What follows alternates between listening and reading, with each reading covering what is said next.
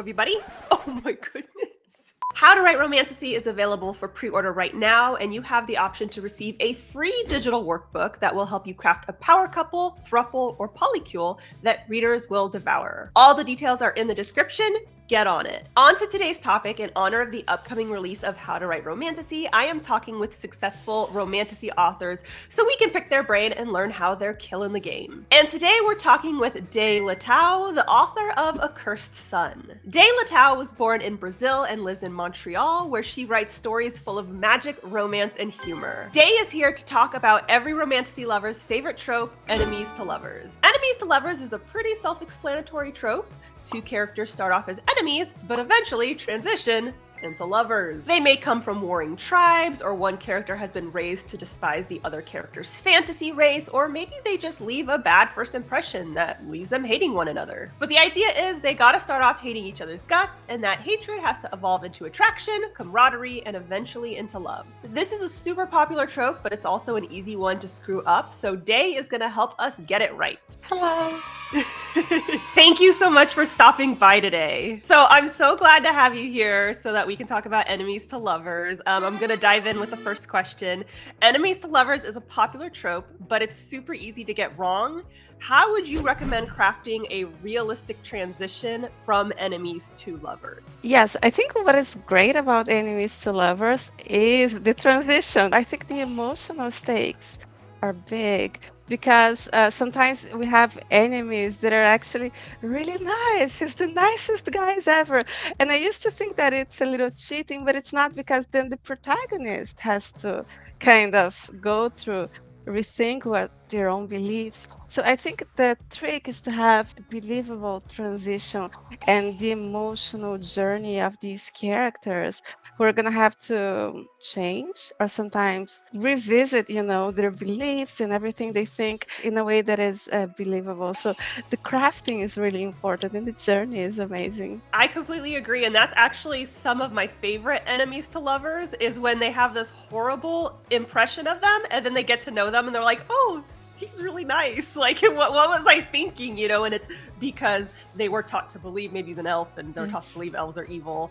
Or, there's a rumor or something, or they just got off on the wrong foot. I really enjoy that when they find out this person shouldn't have been my enemy in the first place. So that I love that you mentioned that, because it's like, oh, he's actually a sweetheart. Yeah, and there is a journey too, because some people say, it's fake, because the guy's not a villain. Villain romance is cool and redemption arcs are super cool as well. But this, overcoming impression differences, and there's a lot of inner work that the main character has to do, and it's just so fascinating. Right. And also I think that's a misconception. People think for enemies to lovers it has to be a villain love interest. That's not true at all. They just have to not like each other, and you could not like someone who's a good person. That could stem from a multitude of things. So obviously you can write enemies to lovers with a villain love interest, but that's absolutely not required whatsoever. So moving on, this is actually related. Sometimes writers try to write enemies to lovers, but they take the enemy part way too far. Now, readers don't even want the characters to get together. What would you say is the line writers shouldn't cross, and how can they avoid this issue? Oh, I think you can stretch this line a lot, depending on how good the writer does it. But I think generally speaking, enemies are enemies when they're if they're fighting, trying to kill each other, it's okay. But when it comes to the relationship itself, the love interest is aggressive, or for example, a love interest can kidnap the protagonist. They can do really horrible things because it's part of their thing or their war. Or people say, oh, he's abusive because he tried to kill her in some cases. But if they're fighting and they're equal, it's actually interesting that they're in this thing. But when it comes to the relationship, I think there are lines, but it's going to depend a lot on the reader as well. I totally know what you mean, because it's let's say they are from warring clans. Well, it makes sense that they're going to be on the battlefield fighting each other because they're in the middle of a war. But then it's sort of once they get into a relationship together, if he's still trying to kill her, then maybe that's kind of abusive. That's kind of problematic. All right. So while some romances progress quickly, enemies to lovers needs time to develop. How do you master the slow burn element of this trope while still giving readers a taste of the romance to come? I think there are many ways to do it, right? So usually what a lot of people do is they're enemies, but the protagonist feels attracted to the enemy, which is very common. But I even like it when they're not even attracted, when it's and then you have that emotional thing. So I would say there are two ways to do it. One way is to give them like another love interest, and then you distract the reader, and then you get to the real love interest, or you get a sense of it by the attraction and some signs. Sometimes it's somebody who hates the protagonist, but there are subtle signs that they care. So you keep on giving these subtle signs that this could work. And usually, if you're talking fantasy, romantasy, there's a lot of plot right in the middle, a lot of things happening, and these things happening while the romance is developing. So you don't need to focus only on the romance. There are lots of things happening that can kind of counterbalance it and, be exciting, and they can be doing other things that are exciting, kind of getting to know each other and overcoming, the difference. That's another thing that I really enjoy about enemies to lovers, when it's like, I hate you, but oh no, you're hot. This is not fair. Why can't you be ugly too, So I definitely agree. I see a lot of enemies to lovers where maybe they're not in a romance yet, but there's that sexual tension, or there's, like, oh, I hate that I'm attracted to them, like that's not how this is supposed to work. I'm supposed to hate you, And then also the sort of other love interest fake out where they're like pursuing a relationship with someone, and then it's like book 2 or book 3 where they finally get together with the enemy. I think that's a really great method as well.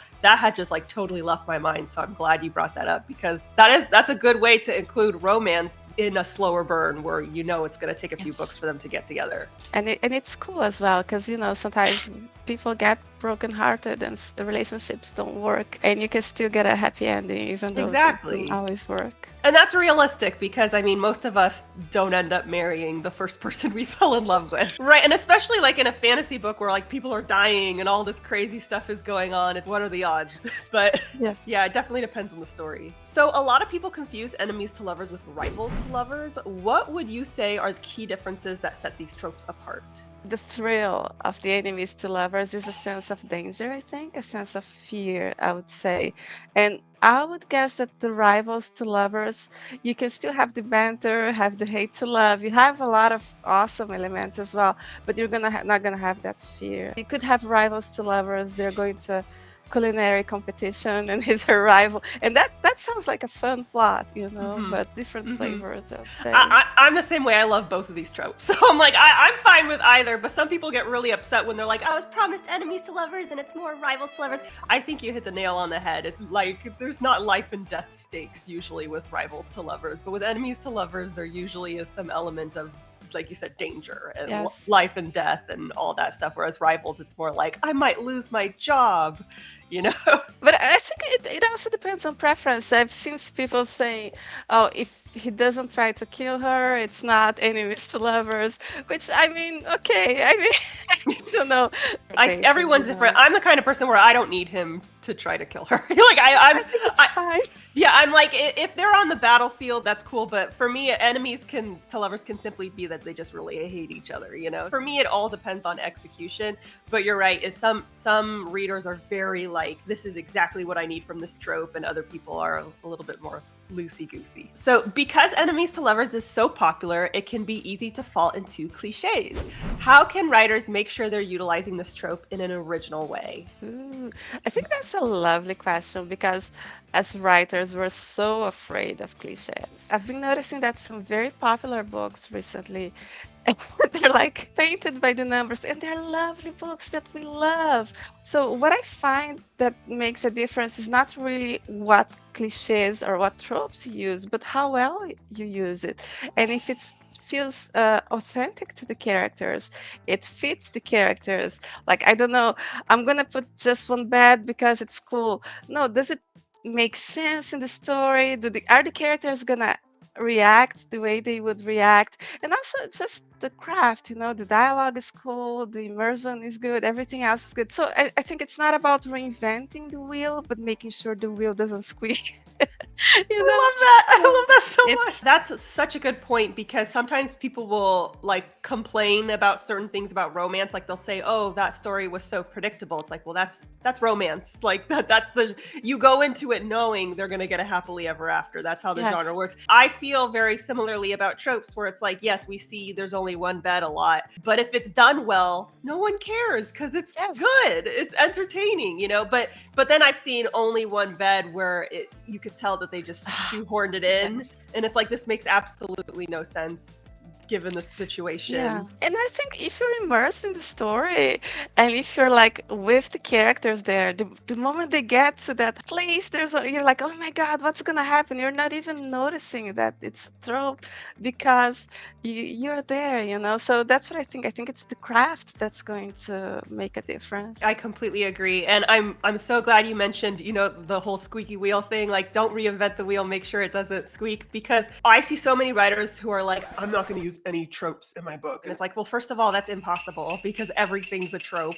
and second of all, people will buy books because of the tropes. They'll be like, I want this book because enemies to lovers or because only one bed. So you're shooting yourself in the foot. It's not about avoiding these things, it's about writing them well in a way that makes sense. I've known writers where they're like, I really want to write, you know, like a forbidden romance. So the characters are forbidden for being together just because. And it's like, okay, I understand you want to write forbidden romance, but you need to make it like, you need to give them a reason to actually be forbidden. You can't just shoehorn it in. So if it works and if it makes sense for the story and if readers are invested in the characters, like that's sort of all that matters. It's, you know, they're not gonna be sitting there like, well, I've read 3 books that had enemies to lovers already. Like that. If it works for the book, they're just gonna be excited. Yeah, and I think you can also give your own flavor, right? Because I think it's true that readers buy books based on the tropes, but they want something specific. Nowadays, if you say enemies to lovers, people are gonna say, yeah, I have 20 of those on my TBR list. They might even get interested. But, you know, something more specific. What's the specific flavor of yours if you want to engage readers, you know, and get them to read it? It's great that you mentioned that because we were just talking about how people can be very specific about enemies to lovers, and some people are like, I don't want it unless he tries to kill her. So then it's like you could say enemies to lovers, he tried to kill her. And then those people flock to the book. Or some people, they, you know, find that abusive. So they're like enemies to lovers, he doesn't try to kill her. And then those people can flock to the book. You know, like you said, everyone likes a different flavor of it.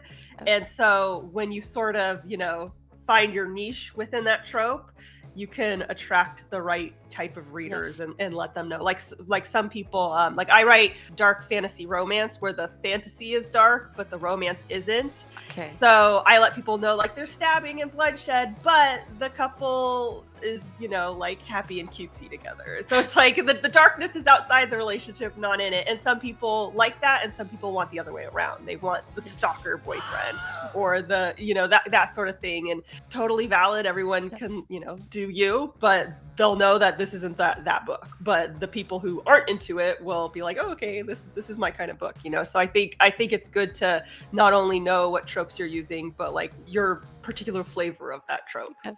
All right. Well, thank you so much for joining me today. Do you have any projects in the works, and where can everyone find you online? Yes, I'm finishing my trilogy. My trilogy is an enemies to lovers. He reads her mind. He kidnaps her and reads her mind, but she has steamy dreams about him, and he's going to see it. So it's exciting. So book 3 is coming in October, and then next year something else is coming, and I don't know yet. All very exciting. What was I going to say? I remember seeing specifically the artwork where they're like laying together and you can kind of see like the shaved head on the side. I remember seeing that all over the place on social media when your book first came out. And I was just like, this is so beautiful. Like, it's just such beautiful artwork. And I Yes. especially with sort of like romantasy and fae romance. I was just talking to another author about this, but we're sort of seeing a lot of love interests who all look the same, and I was like, this guy's different and still hot, you know. Like it was very, very exciting. So that's super exciting that you're finishing up the trilogy. It's exciting. At some point, we're going to run out of hairstyles and hair colors.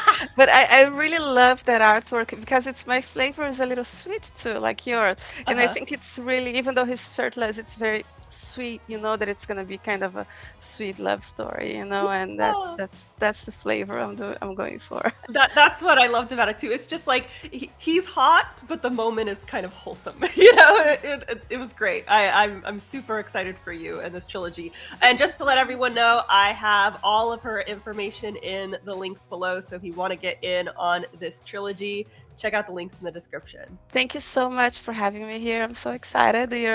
It's so amazing to see somebody like a YouTuber. Like, you're amazing, and I'm really, really happy to be here. Thank you. That's so sweet. I really, really appreciate it. And thank you so much for being here. This was awesome. And Thank you. yeah, I think people are going to love it. Hello. So that's all we got for you today. We also got kisses. Thank you. Thank you very much. How to Write Romantasy comes out in October, so if you're trying to write your very own fantasy romance novel, pre-order it today. Even better, everyone who pre-orders can receive a bonus digital workbook. All you have to do is submit your proof of purchase. I've got details in the description below. You can also check out my first writing craft book, Shut Up and Write the Book, or you can check out the first 2 books in my award-winning romantasy series, The Savior's Champion and The Savior's Sister. They're all linked below. And don't forget to subscribe to my channel. I post new videos on Wednesdays, and I host live streams on Mondays. And if you want to be alerted as soon as I upload, ring that bell. Bye! Hey there, this is Lisa Cortleone, narrator for Shut Up and Write the Book by Jenna Moreci. Be sure to subscribe to Jenna's channel and ring the bell. That way you're alerted as soon as she posts a new video. Trust me, you don't want to miss this stuff.